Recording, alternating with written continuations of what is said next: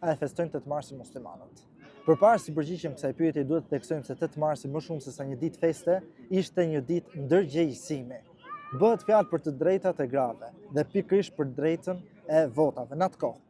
Dhe nuk është shumë herët, përpara 50 viteve, në Evropë gratë nuk e kishin të drejtën e votave. Çdo gjë e vendosin burrat. Dhe kjo histori është më e hershme se kaq. Në shekullin 19 dhe në fillimet e shekullit të 20 në Angli, gratë nuk posedonin asnjë lloj pasurie, asnjë lloj prone, nuk mund posedonin, edhe nëse e trashëgonin baballarët e tyre, nuk mund ta kishin ata. Ekzistonte një doktrinë që quhej doktrina Coverture dhe bëhet fjalë për martesën dhe quhej vdekja civile pikërisht. Pra në momentin që martohej një burr me një grua, çdo gjë që e posedonte kjo grua, qoftë pronë, qoftë pasuri, qoftë tokë, qoftë para, çfarëdo lloj gjëje kalonte në pronësi të burrit.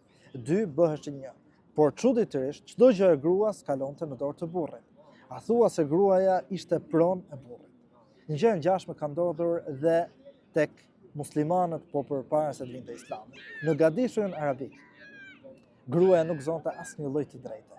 Gruaja nuk mund të kishte prona të saj. Çdo gjë ishte e burrit, e babait më parë dhe më pas e burrit. Ndërsa Islami erdhi dhe i ktheu të drejtat gruas. Nuk bëhej fjalë atkoh që gruaja, vajza ta trashëgonte babain kur vdiste babai.